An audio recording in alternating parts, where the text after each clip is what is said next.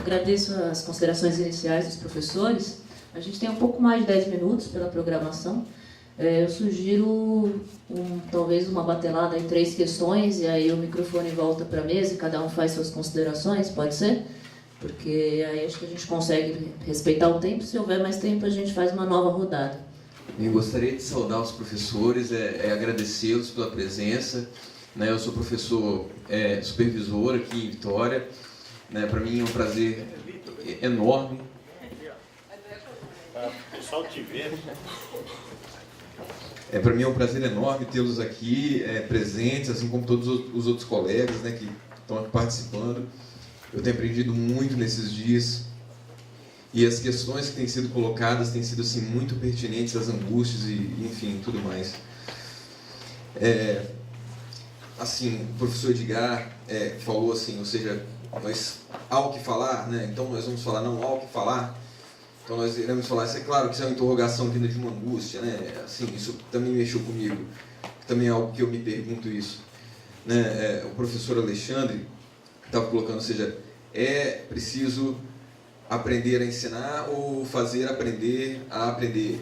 É outra questão que eu me coloquei. Na verdade, é tudo isso, todas essas interrogações gigantescas e sem uma resposta pronta e matemática, ela me traz uma pergunta que eu gostaria de repassar aos senhores, que é a seguinte. A realidade é a seguinte, nós, enquanto estudantes de filosofia, enquanto departamentos de filosofia no Brasil, nós estamos assim cercados por nossas paredes em nossas universidades. Estamos, assim, de certa forma, distantes da realidade do mundo. Acredito, da realidade do Brasil, da realidade do estudante, do adolescente, que está, assim, abandonado por nós, porque nós temos um compromisso, sem dúvida, também social, não digo de transformadores sociais, mas de pensadores, de fazer pensar, sem dúvida nenhuma. Por certa forma, isso também traz uma transformação social, sem dúvida nenhuma, mas a questão é a seguinte: até quando nós vamos permanecer em nossos departamentos estudando Platão, Kant, Hegel? Não estou criticando as pós-graduações, até porque eu fiz mestrado aqui, estudei Hegel na pós-graduação e sei da completa importância disso. Para você poder fazer filosofia, você tem que ter a conceituação, sem dúvida nenhuma. Mas assim, o meu medo estamos assim fechados, estamos reclusos em nossos castelos, em nossos... enfim, estamos assim numa zona de conforto e podemos permanecer nela ou não. Não permanecer nela é o problema. Permanecer nela é fácil. Então assim, eu gostaria de ouvir dos senhores assim se existe... É claro que o PIBID já é sem dúvida, um caminho que está sendo traçado, positivo, mas se existe um pensamento de como poder aproximar a filosofia do mundo, do povo. É claro que a massa nem sempre vai se interessar por isso, é óbvio, mas assim, parafraseando Marx, ou seja, será que é preciso a gente parar de simplesmente ficar pensando em nossas paredes trancados e tentar agir, agir levando esse pensamento para esses adolescentes e tudo mais? Enquanto departamentos, assim, como poder fazer isso, assim, sei lá, só mais uma angústia no meio de outras angústias. Bem, boa tarde a todos. Eu sou Elisete, da Universidade Federal de Santa Maria, coordenadora do PIBID. Na verdade, eu não vou fazer uma questão para cada um, mas eu vou trazer algumas colocações que a fala de vocês me inspiraram, essa questão relativa à pesquisa, que alguns de vocês trouxeram, e me parece que é pesquisa em ensino de filosofia, Eu considero que a gente tem uma defasagem aí muito grande nessa área. Nós fazemos muita pesquisa em filosofia, a nossa tradição brasileira de consolidação da filosofia no Brasil e da pós-graduação é em pesquisa filosófica, e há algum tempo a gente vem tentando, ensaiando fazer pesquisa em ensino de filosofia, mas nós estamos apenas no início disso. A trajetória histórica né, a partir do PIBID, a partir da aprovação da obrigatoriedade da filosofia no ensino médio, nos apontam a necessidade de que agora sim nós temos que baixar a cabeça e fazer pesquisa em ensino de filosofia, né? Outra questão que aparece na fala do colega também vem é a questão dos departamentos de filosofia. Na minha fala de ontem, o meu texto foi um pouco nessa direção, né? O título da minha fala era O que pode o PIBID na formação de professores de filosofia, né? Porque me parece, eu tendo a compreender na minha prática como professora de didática da filosofia, estágio, coordenadora de PIBID, e na minha história enquanto professora, aí não do departamento de filosofia, e aí tem uma outra história nossa brasileira, da forma como as universidades se organizaram, né? Eu tenho formação em filosofia e tal, mas meu trabalho na universidade é no departamento de metodologia do ensino da Faculdade de Educação. Mas todo o meu trabalho na graduação é no curso de filosofia. E aí toda a questão da relação entre a formação do professor e os departamentos de filosofia. Normalmente, o que acontece é essa relação de a formação pedagógica, a formação do professor fica com o pessoal. Aí o Coraci reproduziu essa fala, o pessoal da educação. E eu já me arrepiei, porque o pessoal... Quem é o pessoal da educação?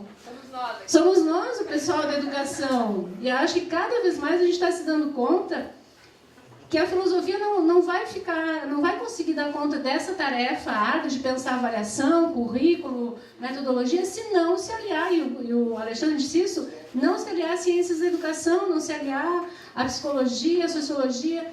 E aí um problema, nós não formamos professores de filosofia com essa, não sei no geral, mas do que eu conheço no Brasil, os nossos professores de filosofia não passam por sociologia da educação, história da educação, psicologia da educação, sim, né? Então, assim, eu me sinto muito reduzida a ser a grande responsável pela formação do professor de filosofia, porque é a didática, é o estágio, a pesquisa em ensino, e depois tem a psicologia e a parte das políticas públicas. E acabou, né? Mas aí o que eu queria falar, assim, a minha percepção é de tensionamento. Isso que o PIBID está fazendo, eu acho que é uma tensão constante dentro dos departamentos e dentro dos cursos. Eu acho que vocês apontam um pouco isso, né? Quer dizer, ou os departamentos assumem que têm a responsabilidade de um curso de licenciatura, ou a gente vai continuar reproduzindo essa formação bastante... Que inviabiliza depois esse trabalho lá na escola, como você falou, né? Então, eu acho que esse é um momento histórico que a gente está vivendo. A minha percepção é que, você falou, 2002, né, as resoluções, elas vieram, de alguma forma, tentaram fazer um fortalecimento, os cursos se modifiquem, por favor, tenham 400 horas de prática, tenham 400 horas de estágio, mas se fez muita maquiagem nesse processo. Muita maquiagem, porque a gente está percebendo que não tem prática de ensino nas disciplinas no geral do curso, né? Então, agora vem o PIBID e tem essa mobilização. Quando você fala que os seus colegas de departamento foram assistir, isso é uma coisa inédita, porque a escola sempre foi considerada segunda categoria. É segunda categoria sempre, dentro da universidade, para o pessoal da filosofia. Agora falar o pessoal da filosofia, isso não é da ordem do trabalho, isso não é da ordem, né? Então, me parece que essa é a questão. E dizer que, o PIBID, acho que a gente vem numa luta histórica, você lembrou os anos 80, né? Depois dos anos 90, toda a luta pela obrigatoriedade, toda a produção que nós tivemos no Brasil, né, vocês todos sabem, mas o PIBID, com a questão de bolsa, está fazendo diferença, né? É o momento de provocar. Eu acho que dentro dos nossos departamentos, dos nossos cursos, eu percebo significativas mudanças, lentas, muito tímidas, mas começam a acontecer. E aí já não se torce o nariz para o pessoal da educação, já não se torce o nariz para a escola, já não se torce o nariz para essas questões, né, relativas à formação do professor. Mas eu acho que a responsabilidade é nossa, né? Junto com as outras áreas, mas a gente tem como ensinar filosofia, como aprender filosofia, como fazer avaliação. Sozinho a gente não dá conta, né? Então a gente vai ter que conversar com os colegas de área. Mas esse é um trabalho que nós começamos a fazer agora, né? Obrigada. Bom, gente, eu sou Gisele, sou do Paraná, município de União da Vitória, um lugar bem bonito, que vocês querem conhecer. Bom, eu queria dialogar um pouquinho, acho que um pouco na linha da Elisete, a gente já se achou aqui, né? Porque eu sou o pessoal da educação. Brincadeira, né? Eu fiz graduação em filosofia, tenho uma trajetória na educação como o Alexandre, ele tem 15 anos de experiência de filosofia no ensino médio, e fui para a educação porque eu queria entender um pouco como é que eu poderia me tornar uma professora de filosofia que não fosse aquela réplica do que eu vi na minha graduação, né? E aí eu queria dialogar um pouquinho com o que apareceu ali nesse sentido. No campo da educação, né, uma coisa que me inquietou quando eu comecei a dar aula de filosofia, que parece que havia um senso comum pedagógico de que o ponto de partida é o conteúdo. Por isso, o relato da experiência do Edgar me sensibiliza bastante. Assim.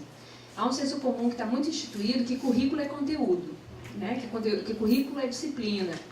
Um aprendizado meu no diálogo com a educação é que currículo é caminho, é escolha. E quando a gente fala de currículo como caminho e como escolha, há muitas formas de caminhar, a gente sabe disso. Então, o que a gente pode é falar de experiências, a gente não pode falar de receitas, né? E aí a gente criou uma dicotomia que eu acho perversa na educação, que é a dicotomia conteúdo-forma, né? E a metodologia está muito perpassada por isso. Qual que é o ponto de partida? O Paulo Freire foi criticado porque ele ficou muito na forma, o Saviani porque vai para a pedagogia dos conteúdos, e nenhum nem outro fizeram isso. Se a gente lê seriamente esses autores, eles estão propondo uma pedagogia a partir dos sujeitos, a partir da realidade brasileira, a partir da cultura, né? E eles mesmos dialogam entre eles, tentando resolver maus entendidos de comentadores deles, né? Então, o que eu queria pontuar, e aí ressaltar a riqueza do relato que o Edgar trouxe ali, que o caminhar é a partir dos sujeitos, que é a escolha que o nosso PIBID tem feito, fazer pesquisa, ouvir, fazer oficina com a piazada para ouvir o que temas eles querem discutir.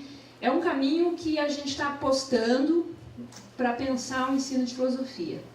No entanto, tem umas coisas que me inquietam, né? E aí talvez vocês pudessem trazer uma devolutiva para a gente, né? Isso gera um resultado de pesquisa, de temas e de problemas. O Edgar deu um exemplo ali, né? Eu não vou falar de sexo, eu vou falar de algo que eu consigo falar, que é a violência, né? A gente vai ter que fazer escolhas. E como que a filosofia que a gente estuda pode nos ajudar a responder isso? E talvez a gente precise também ampliar esse leque. E aí, eu reforçando o que o Alexandre faz, ele também buscar em outras áreas, em outros campos de conhecimento, a famosa interdisciplinaridade da filosofia, para a gente poder problematizar esses temas. E aí eu queria jogar como pergunta, né? É possível ser filósofo sem ser educador? E se é preciso ensinar filosofia sem dialogar com as outras áreas de conhecimento? Porque eu estou vivendo no chão da escola isso como realidade. Eu tenho que dialogar com a história, eu tenho que dialogar com a sociologia, com a própria pedagogia. Como é que se o que a gente está chamando de conteúdo de filosofia é realmente conteúdo de filosofia? Omite a filosofia, a ética, a política, fica circunscrita a teoria do conhecimento, a filosofia da ciência, entende? Dá para ampliar um pouquinho? Como é que vocês percebem isso? Já falei demais. Eu sou Flávio, sou da Federal de Campina Grande, Paraíba. E vou direto nas perguntas. O que podemos oferecer aos licenciados que não estão no PIBID? E o que podemos oferecer aos professores de licenciatura que não estão no PIBID?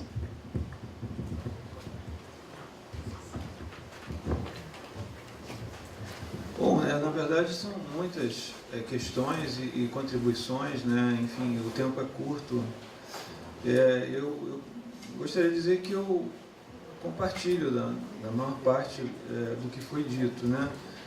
De colaboração pessoal, talvez o que eu tivesse a dizer é que eu acho que o PIBID, quer dizer, além de formar os professores que podem vir a atuar nas escolas de ensino médio, ele está provocando também um retroefeito dentro dos departamentos. Acho que todo mundo já percebeu isso, né?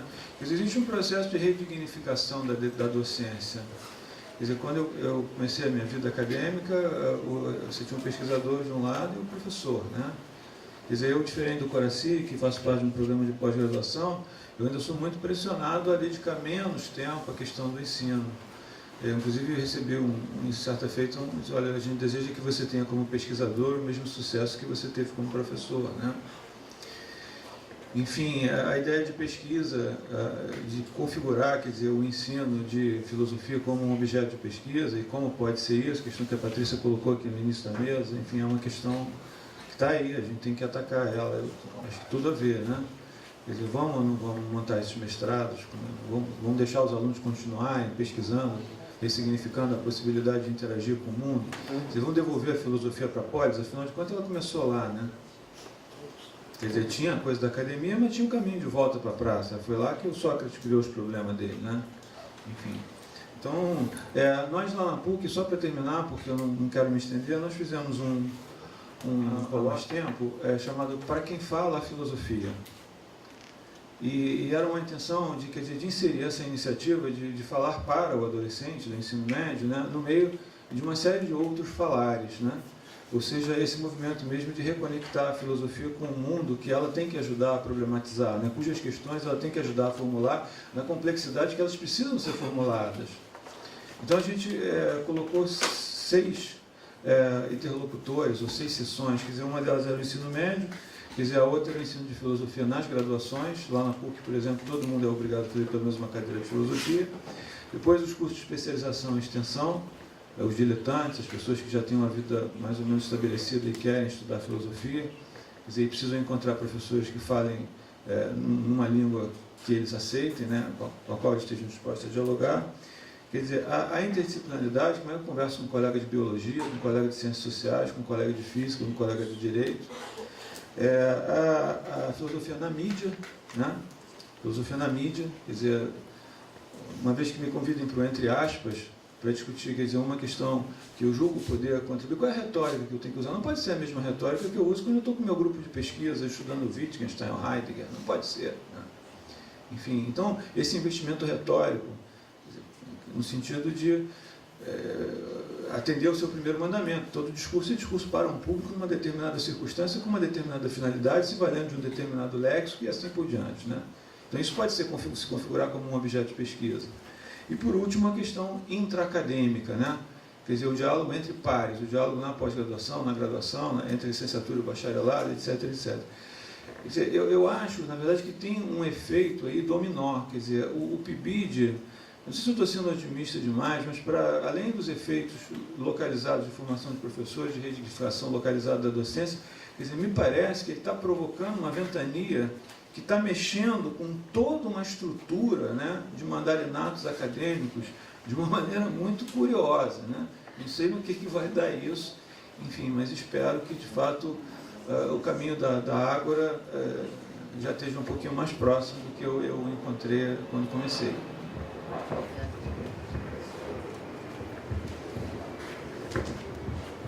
São muitas questões, eu vou tentar responder 2. Eu acho que mais uma responde todas as outras. A primeira questão da Gisele, se é possível ser filósofo sem ser educador, né? Impossível, e quem pensa isso é uma ilusão.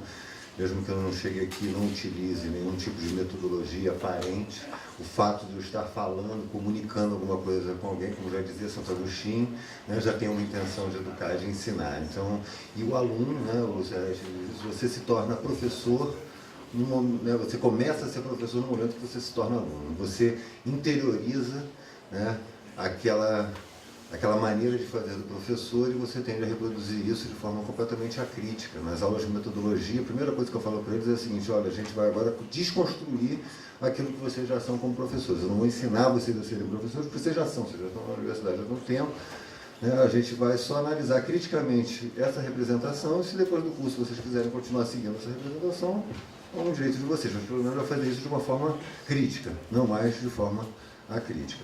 Agora, eu acho que a questão que me permite responder todas as outras é a questão do professor supervisor, seu nome? Vitor, né? Que é a questão da filosofia afastada da realidade, né? Eu, quando penso sobre isso, eu vou dizer assim, a filosofia também não se afastou da realidade porque ela quis, né? A tensão entre a polis e a filosofia vem desde o surgimento dela. E toda vez que o filósofo tentou interferir né? Nessa realidade ele foi escorraçado, né? Quando não morto e envenenado. Né? Então tem que saber se todo mundo aqui está disposto a passar por isso. Né? Mas eu acho que a maneira de a gente, né, quando ele fala disso, principalmente em relação à escola, eu citei uma angústia minha na primeira reunião, né, nossa, que acho que eu repito isso para os meus alunos, uma das grandes conquistas da inserção da filosofia, do ensino da filosofia, né, como disciplina obrigatória, mais do que o conteúdo de filosofia, mais do que a aproximação com essa disciplina, é nos levar, nós filósofos, a pensar a educação, a escola. Né? Nós sofremos nos últimos tempos, a filosofia da educação, ela foi abandonada por nós, né? Hoje ela é um domínio da pedagogia, né? Há inclusive pedagogos defendendo, aí eu não quero, não é uma posição, não, eu estou criticando os filósofos. Né? E há pedagogos que defendem que a filosofia da educação tem que ser um domínio da pedagogia e não da filosofia. Né? E isso aconteceu por conta de um abandono da nossa parte de pensar as questões da educação. Né? Então, o retorno da filosofia nos levou a reconhecer a educação como um campo de pesquisa, como um campo de filosofar, e mais ainda, eu acho que a inserção mais autêntica da filosofia na realidade é pensar essa realidade de forma a tentar dar novos significados a essa realidade. Então, no caso da escola, a grande conquista que acho que o ensino da filosofia, a obrigatoriedade do ensino da filosofia traz, é a possibilidade, a obrigação, a responsabilidade de nós, agora, como filósofos, estarmos pensando a escola. Né? É isso que acho que talvez a nossa maior participação. E aí, nesse sentido, eu respondo, né, a tua questão, no sentido do que a gente pode oferecer para o aluno que não está, né, no PIBID, para o professor que não está no PIBID. Né, esse esforço nosso de pensar, de ressignificar a escola. Eu acho que é o que a gente, na tentativa de dar uma outra configuração para ela. Acho que é isso que a gente pode oferecer para eles nesse momento. É isso. O pessoal da educação foi uma forma até carinhosa de falar, porque é um domínio, pelo menos na minha universidade, é um domínio do pessoal da educação nessas questões. Então, é difícil tirar, mas eu, claro que a Gisete é um caso à parte. Né? Não, eu digo assim, lá só tem um rapaz que tem mestrado em filosofia, que é do Centro de Educação, que está tentando vir dar o estágio, já trabalhou já 2 vezes, né, no curso de filosofia. Os demais não têm formação filosófica. Então, para mim, dá no mesmo, ou seja, eu reclamo que o professor de filosofia do ensino médio não é formado em filosofia, mas o professor de estágio e o professor de didática de filosofia também não é formado em filosofia. A questão é essa que eu coloco. Bem, eu acho que, assim, em relação a... Olha, ser professor já é fazer uma opção pela educação. Se ele quiser fazer pesquisa pura, aplicada, tem outros ambientes, aqui no Brasil e no exterior, fazer pesquisa pura. No momento que você se diz professor, aliás, na América Latina toda, nós brasileiros somos talvez o único país em que o professor se apresenta como professor. Por aí, pessoas se apresentam como advogado, como engenheiro, como isso, como aquilo, depois também é professor. No Brasil, não, nossa cultura é outra. Ah, quem é você? Não, sou professor da universidade, etc e tal. Depois que você vai dizer qual foi a sua formação que você fez. É isso que nos torna, né, inseridos umbilicalmente na educação. Né? Fazendo N coisas, mas na educação, mesmo sem esquecer que não existe a figura do pesquisador na Universidade Brasileira. Existe o professor que faz ensino, pesquisa e extensão. Ou pelo menos 2 coisas. Né? Pelo menos uma das 2. Então, essa é a minha observação. Bem, na minha universidade eles acham que eu não sou um filósofo puro, que eu sou eclético, que eu tenho outras formações acadêmicas, não tenho só uma.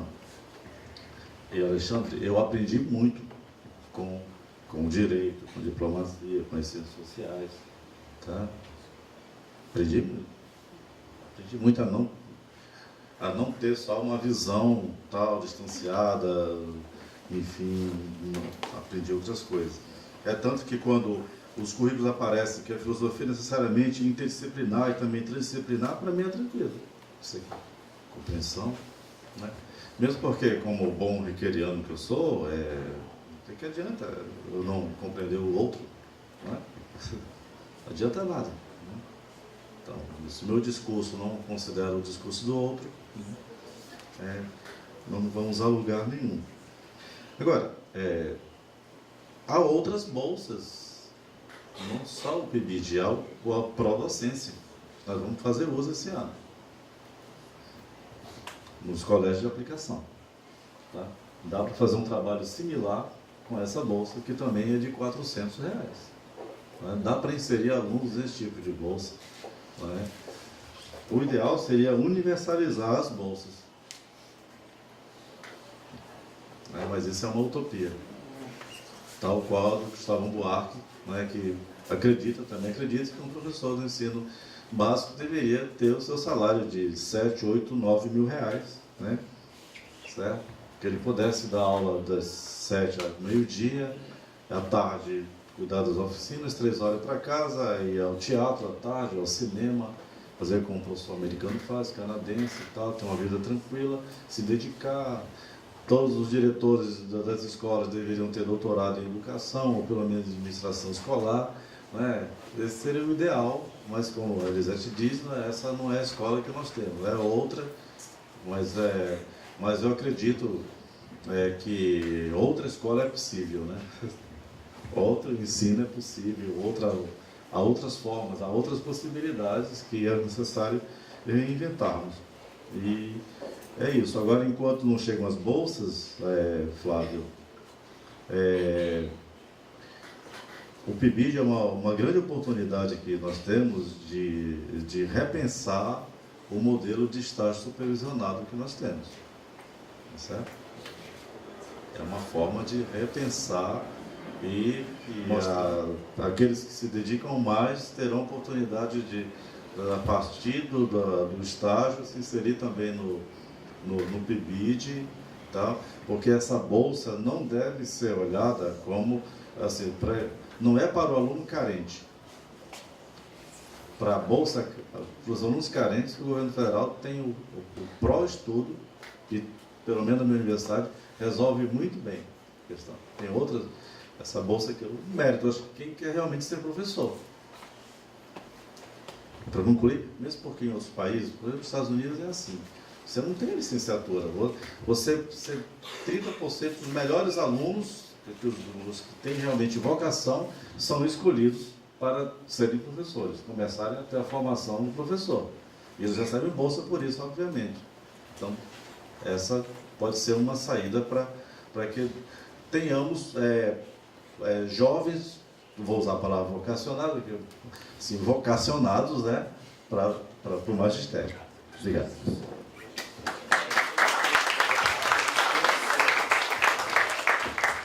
Eu agradeço muitíssimo, né, as contribuições dos professores se dedicaram, Alexandre, Coraci, e passo a palavra ao professor Sérgio, dar o prosseguimento aí do evento.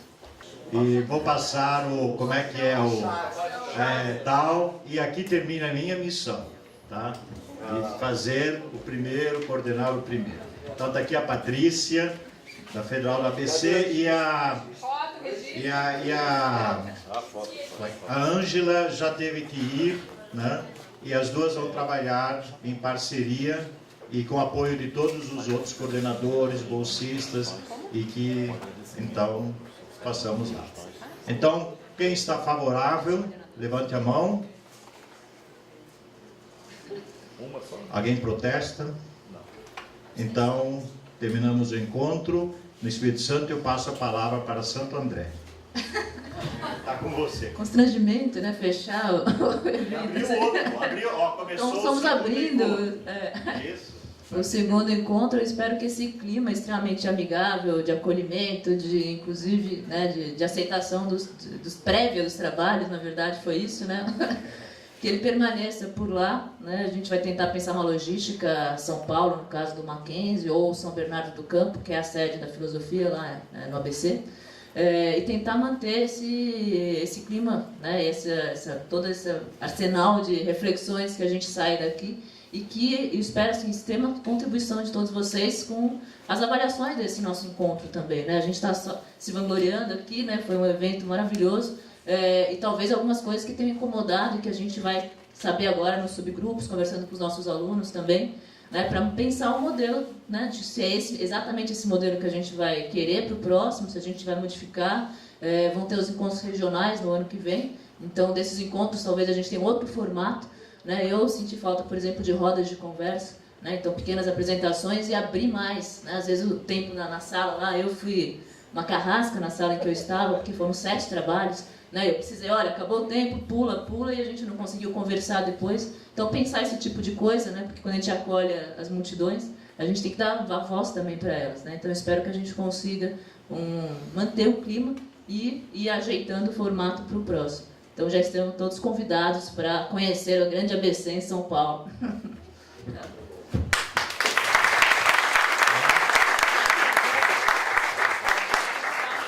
Existe alguma consideração final? Dá licença aqui.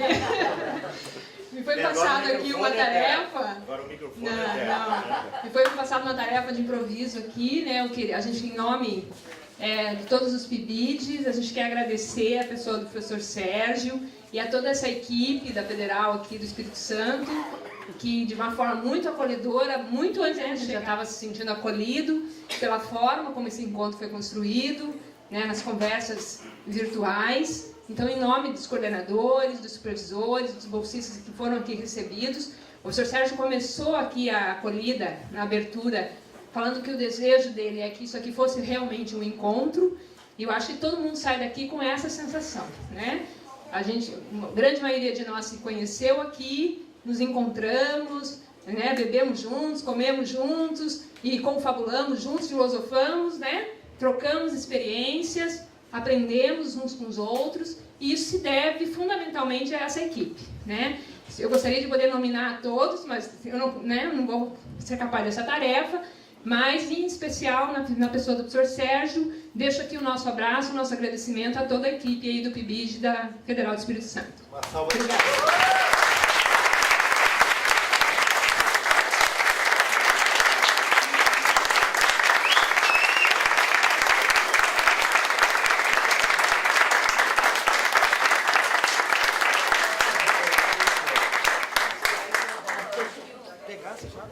Eu acho justamente depois das palavras o encerramento tem que ser seu, Sérgio.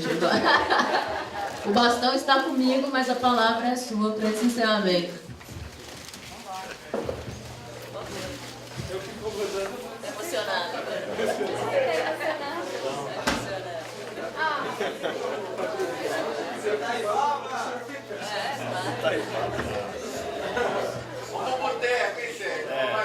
Amanhã eu vou descansar, vou tomar outra cerveja. Obrigado por todos. Sem palavras. Tá? Sem palavras.